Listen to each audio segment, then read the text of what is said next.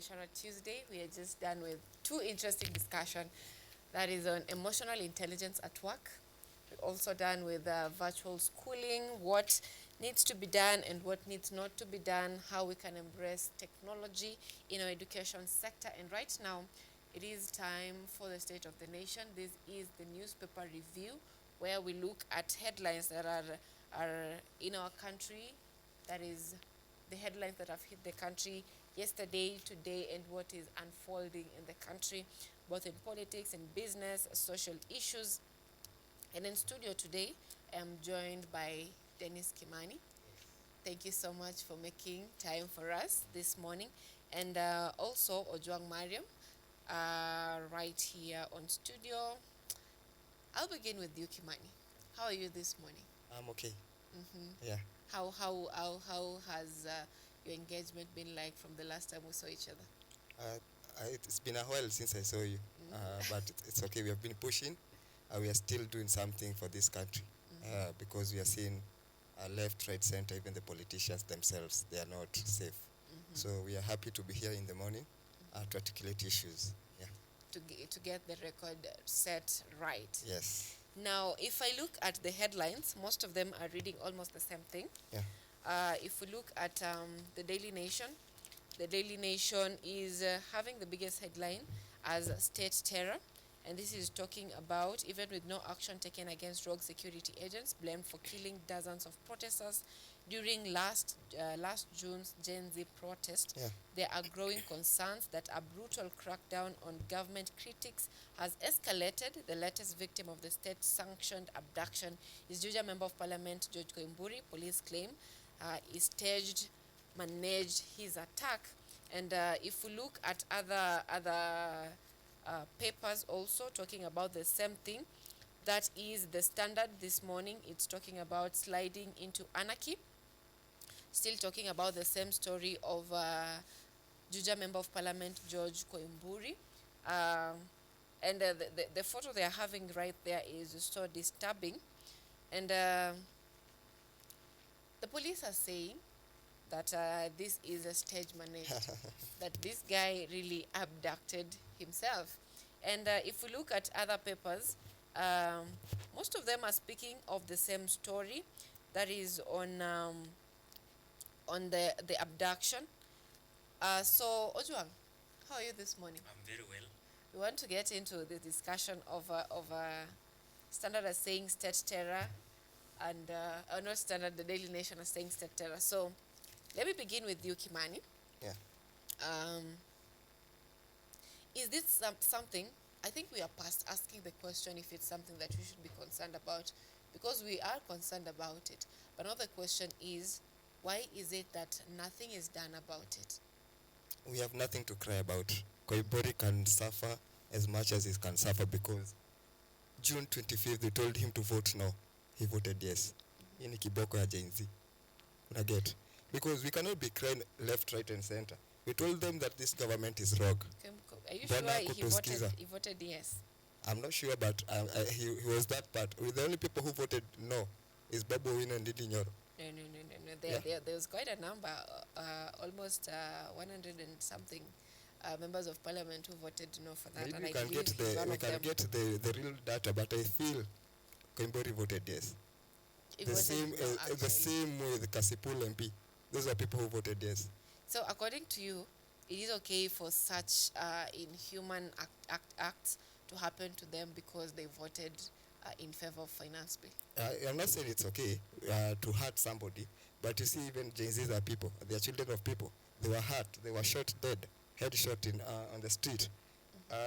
What you can say is that the police are doing things upside down. We don't feel that this time, that's why we have the courts. If anybody is at the wrong, they are supposed to be taken to court. They are not supposed to be found in farms, hurt. So this morning, this thing is a very, very sad thing to see, even for the children who are coming, and even for the geopolitics, because Kenyan is not showing a good picture even to African countries. When we were campaigning for Raila Odinga, we saw that even Besigye was abducted in Kenya. I don't know why we are going the way of, and that's why in this newspaper you're saying Ruto has has turned to Moi's style of abduction, enforced disappearances, and even killing people. Because now, last week we saw two priests. They were found dead in the same manner. So nobody is safe in Kenya. Yeah. So you think it is something that, but you've mentioned something that I want us to make clear, that it is not clear if it is the president who is really doing the abductions, because according to the state, this is something that is not, that they're not aware of. And the police also say that they are not part of this. It is state managed, and this guy really abducted himself and tortured himself, and conversations about how power plays, and looking for relevance. Now, John, from where you sit, this is a bad trend. From the look of it, it's not really a question that we should be asking if it is good or bad, but it is a bad trend. But why do you think our police force are not doing anything about it? First of all, for purpose of clarification, after the second reading of Finance Bill 2024, Honorable George Kombori voted no for the Finance Bill 2024. And he was among the few MPs who did that in Mount Kenya. Even if he voted yes, he was not supposed to be tortured. He was not supposed to be abducted. If we keep calling on the government to change, then it is not changing so that we can continue doing the same things they are doing. We must be ready for change. And change should happen in accordance with the Constitution. I once told you that even if I am a cop today, I cannot arrest you without telling you why you are being arrested, without giving you a chance not to speak. You have a right to be represented by an attorney. But these things are not happening, even for people who are in public office, like Juja MP. There were times that Kenyans were so angry, including now, that they wished death even on sons of politicians who had died in road accidents after being intoxicated and all that. But we don't fight so that we can kill these people. We fight for a better community. We fight for a better country. We fight for a better society. A better society means we are tolerant. I'm able to live with you. I'm able to live with you. I'm able to live with everyone else. That is why we have a prison. Ndio kuwe na kitu inaitwa kurekebisha tabia kisheria na haki. Huku kuuliwa kwa watu kama wabunge kuna set precedent mbaya sana. It is in President Ruto's era when a CDF sitting in power died on a chopper. It was in President Ruto's era when a whole MP, Charles Songondowere, was dropped dead in Nairobi's CBD, the Kenya's capital. Na vile Kenya iko na jina huko nje.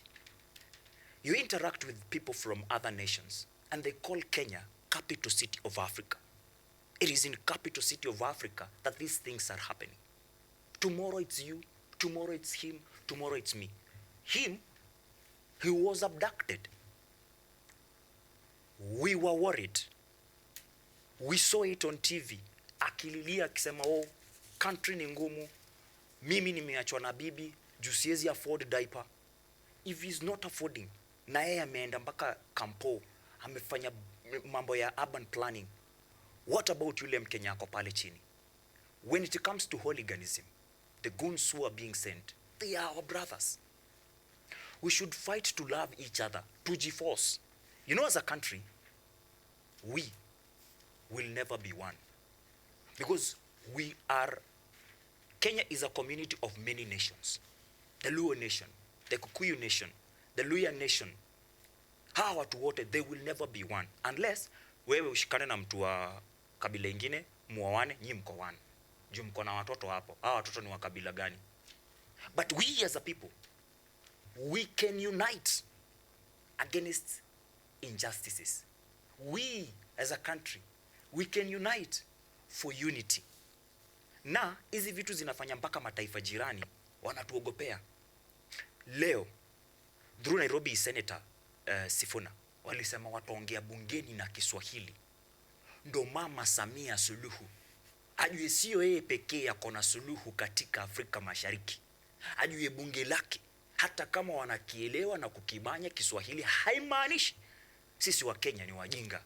Ndio maana tunaingia huko tuwasaidie. Walisema wako sawa kwa mambo ya diplomasia, kwa mambo ya kisiasa, lakini hawako sawa. Ndio maana tunatuma Hanifa, ndio maana tunatuma majaji wetu waliokuwa, ndio maana tunatuma wanaharakati hawa waingie pale.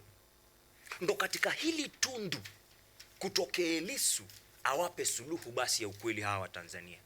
It's upon us the people. Wewe kesho usikie mbunge wa kwingine amenini, unafaa unajua chances zako zinakuwa narrowed down. Kenyans wanafaa wafike mahali waseme vile sisi tulisema, until when? What does the constitution say? There is a very deliberate plan ya IEBC kuwe stalled do kusikue na by-elections in this country. Yet some constituencies are lacking representatives, some wards are lacking representatives. Kenyans wakatae. Okay, that is very well said. Concerning that, it is something that should be raising eyebrows. So much statistics given over there. Now moving on to a little bit of politics, because we cannot talk much about the abductions. It's not on our ground for us to ensure justice is served, but for the security agencies who have already, the word is gone because it's upon us. It's upon Let me us. clarify. It's upon us. It's upon us. If we are leaving these matters in the hands of security agencies, we are doomed. It is the security agencies who are doing this. It was in public domain and on media houses on Friday when they attempted to abduct him. They said alipenya. If alipenya, alifaa kushikwa, apelekwe mahali. To assume vile ambavyo wanasema. Leo nimekuwa nikisikiza the chairperson for JLAC, Justice and Legal Affairs Committee. Honorable Mugoka hapo hivyo akisema because he's a politician anaweza kujiabduct. Let's talk about the cost of that vis-a-vis the cost of wewe kujipeleka polisi. Nikijipeleka polisi, the whole country knows niko hii polisi. Everything that happens, hawa ndo wako responsible, si ndio? The alternative ni nijichukue, nijiabduct, nijitocha, alafu nijieke kitu kwa ulimi nisiweze kuongea na nisemee haya nitupeni huko kwenye walikuwa wamenitupa. Why would I do that as an MP? A first-term MP who has defied the odds, ameingia, asijui anafanya vitu, ametoka maingia opposition tena. He has a whole life and career hapo hivyo yenye it's easier done for him akipitia sheria vile inasema. Vile Salasia anafanya. Siku hizi Salasia nimemuona Kajiado, si ndio? Yeah. Wewe kujipeleka polisi sio kitu kubwa sana. Yeah. So tusiseme au tuachie security agencies. Alafu mimi swali yangu ni why are police abducting people and yet the government deployed at the army? I feel the army is better in charge of the country because they were already deployed 30-minute session. After bunge ilichomwa, they went inside in a 30-minute session to deploy the army to take over the country. That is a business of almost a month. How did they do in 30 minutes? But this is not a joke. Kaibori haizi kuwa lijificha because during the weekend we saw in Western police firing live bullets on the homecoming of Malala. We saw it. We saw that. Before that, we saw the police besieging the home wa Munyoro because anybody that is coming close to Gachagua is becoming an enemy to the government. And so the police should not come here, and even the NCCIC, they are trying to tell people to go and register reports. How can we go and register a report when you yourself, you are abducting people, you are killing people on the street? So I feel that it is better we have a way forward. It is better the people of Kenya stop fearing. When we lose our fear, they lose their power. Because as on my side, Kenya belongs to the army. It does not belong to the police. Yeah. Okay. I don't understand what that means really. What Kenya belongs to the army and not the police. What do you mean by that statement? What I mean is, if we had a CDF that is powerful, like Traore, he can take this government because they were deployed.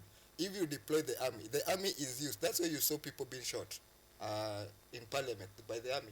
Because when you deploy, the army is external security. It can never be internal security. But when you have army on the street of Nairobi, it means that they're in charge of Kenya. So it is theirs. So polisi anafaa kuwa kilala saa 3, anaamuka 5. Hakuna kazi ya polisi Kenya. I feel that is how it is happening even in Burkina Faso. So you think the country should be led by the army? We don't have a CDF that is powerful.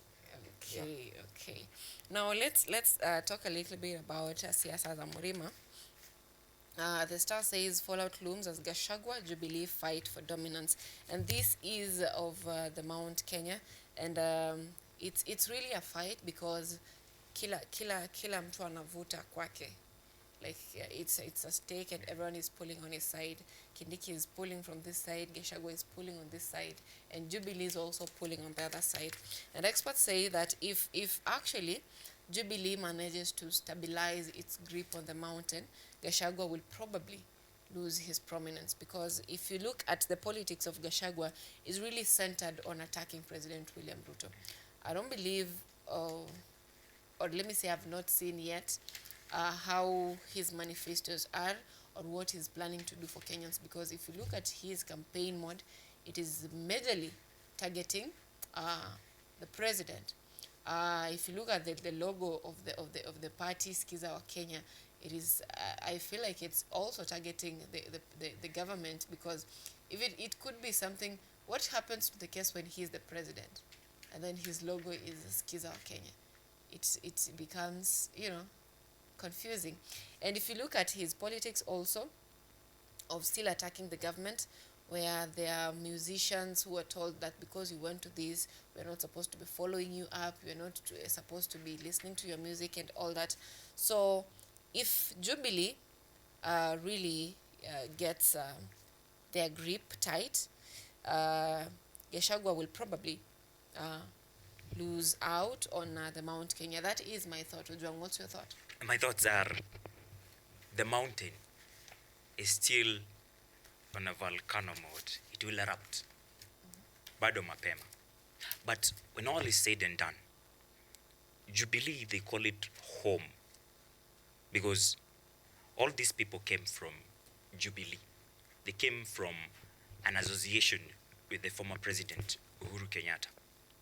If it's Rigathi, his first time to be an MP is because of Jubilee Party, and everyone else in Mount Kenya. If they went to TSP, it is because they felt disgruntled and something like that.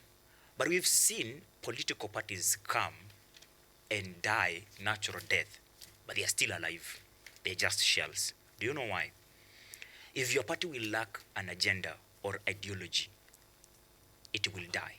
For example, in the year 2007, there was a creation of Party of National Unity, PNU. Its sole idea was to give the then President Mwai Kibaki a second term. Hiyo party ilikuja na ikaisha. NAC, National Rainbow Coalition, the same thing. But if you look at parties like KANU, parties like ODM, they were built on a certain niche.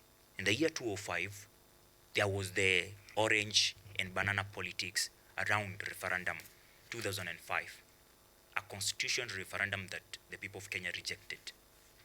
The orange became a party. With Gachagua's party, the need was, mimi si kusikizwa. It was like a revenge plan. Iko sawa. But if you look at it positively, beneath every need, there lies an opportunity. And the opportunity and the need is, the current regime is not listening to Kenyans. I am part of that regime, and I've been shed off. My problem was, I did not come with the party. Why did I not have a party? Because I trusted you. There are news about when Rigathi called party ya Moses Kuria kachama kaufala sana, chama cha kazi. Na yeye Moses Kuria akamwambia hapana, sisi tumejanjaruka, acha tuingie kwa hii coalition na chama. Akamwambia hapana, mimi naamini Ruto. kulingana na vile ambavyo nimesikia mabishop huko mtaani wanasema naamini Ruto. That need ndio hiyo imefanya afungue chama kinaitwa DCP, Democracy for Citizens Party. Inaweza last, but saa hizi ni kama haina ideology. Ideology ni moja, one term. Will it sell at the moment? Yes. Ask me why. Myself, I've never been a fan of either Rigathi Gachagua or the new party DCP. But ukiingia kwa ground, unasikia watu wakisema, huyu wa Munyoro ndio hatuwezi pe presidency, lakini atasukuma wave. If anyone doubts if Rigathi can pull up a wave, then anafaa arudi nyuma 202 asome chenye alifanya. The Mount Kenya yellow fever wave was sponsored by him. If he can do that in someone's party, mtu wa kutoka Rift Valley, what about in his own party? He says he will have 152 MPs. Siwezi pingana na yeye. I will only say it's a matter of time. Kwa nini? The enemy, according to the opposition, is one. Listen to Martha Karua. Anasema, msituangalie tu hivi mnaona tunapigana. By the time inafika 2027, lazima tutakuwa tumepata the candidate who will bail the cat. And hiyo time ikifika, si kila mtu atakuwa hapo hivyo. Tutajua. People like Dennis will not have to cry. All they will have to do is enda kwa polling station, make sure umevote. Juu nilisema hapa tena nikasema, sisi vijana tuko na power, tuko na energy, tuko na time, and we never exercise that. We just talk about it. Ikifika ni time ya kuvote unasema na mbona nikawachague wajitajirishe. Hiyo kishapita tunangoja 5 years crying again. Okay. We can do different things 2027. Now, Kimani, from where you say, do you think Gachagua will lose his popularity once Jubilee is on the ground fully? The calculations of Gachagua are, because I had him tell Matiang'i to go and open a party of the Kisii, Bigori people, so that they can sweep all the votes. You know, Matiang'i came in to vie with Jubilee. Already Jubilee was in power. Watu wameona Jubilee imekuwa na tangles mob, so it will be not easy for Jubilee to sweep all the votes. So what Gachagua is advising Matiang'i is very appropriate and political, because Jubilee obviously is not in government. It will support Matiang'i. Therefore, it is good that we have a party that Matiang'i resembles, and it is his party, so that he can be able to sweep all the votes in Luo Nyanza. For Gachagua and his party, it's good. One thing that I know is that William Ruto was URP, Gachagua was partyless, but they changed Democratic Party name, and then they came up with UDA. Actually, UDA is not for PDR. William Ruto or Gachagua. PDR. It was PDR. So PDR was changed to what it is, UDA. So that is not a party of anybody. Actually, it was from Mudhama. And you can see this government is rogue, because even the owners of the party that is ruling now, they were thrown out. They are nowhere in this government. You can see even they have thrown out the deputy party leader. They have installed another party leader through handpicking. So what I want to tell Kenyans is that if we continue looking at the politics of regions, we are going to lose it. And me, I'm not seeing this revolution going to 2027. William Ruto is not going to 2027, because the Finance Bill 2023 is in court. Finance Bill 2024, Parliament was banned. It is in court. So what are we waiting for to hear in the Finance Bill 2025? That's why I'm telling the youth, prepare yourself. Hii ni mwezi wa mambo mengi, because we have to stop the Finance Bill. We are not going to be read. So I don't feel we have anything to wait for 2027. We have to sweep and bloom it now, because we are still suffering. When you look at this gazette, varsity fees are not yet paid. They are saying pay varsity fees here. So if people in the university are still complaining, parents say they cannot afford fees for their children, why do you have to wait for 2027? Again, if people's children are dying, we are going to stay silent till 2027 and continue dying, because in this same gazette we have seen even the ministers themselves, they are not in the same footage. We have seen Badi and Minister of tourism. They are fighting over the renovation of Bomas. And why is it we are having upside down priorities? Because is it the priority to rehabilitate Bomas at this time? When people are suffering, when pesticides have no, we have no healing for pesticides. You can see in our farms, pesticides imekuwa nyingi sana. There is mercury leakage in Gusiland. What have the government done to compensate all those people who mercury liwasumbua? So I feel that it is not time to rehabilitate. The cabinet should not be fighting at easy 4.5 or 8 billion za ku renovate Bomas of Kenya. And this is the thing that made us go to the street, because State House is being renovated every year with a lot of money, but we have nothing on the table. So let us not politicize or make politics tribal. Tuangalie mbele, because the finance bill is losing for us. Sio mimi by the way peke yangu sinunui diaper. Ni wengi hawanunui diaper. Okay, that is very well said, that siasa za regions will disrupt us as a country. Our time is really not on our side. Muda wetu umeyoyoma. Waswahili wasema muda wetu umeyoyoma. But in the spirit of kuzungumza Kiswahili, so muda wetu umetupa kisogo, and I love to give you each a minute, not more than a minute, to give a final remark, 30 seconds each, sababu muda umeisha. Sawa. And in the spirit of that kisogo, Taifa Leo wanasema, wameweka picha ya Martha Karua, wanasema tuna siri ya kung'oa Ruto. And the plan is one. Wewe unatakaga kukuwa president, fanya mazoezi. Uko na agenda kwa hawa Kenya, fanya kampeni yako. Kila mtu afanye yake. Ikifika 2027, kama tutafika, nasikia Deno anasema tunaweza kosa kufika. Mungu ndo anajua. Ikifika wakati huo, basi upinzani wote wataungana kuhakikisha kwamba one term inafika. Okay. Kimani? One term ni hadi kwa Suluhu.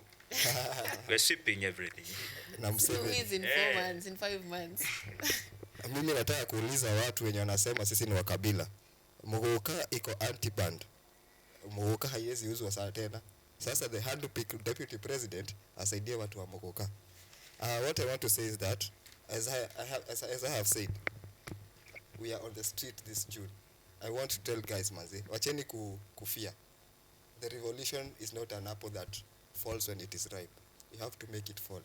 And therefore, Kenya tulianzia June 25th, haikumalizia. Bangladesh tu ndio walimaliza. And therefore, tutokee streets this June 25th. Thank you very much. As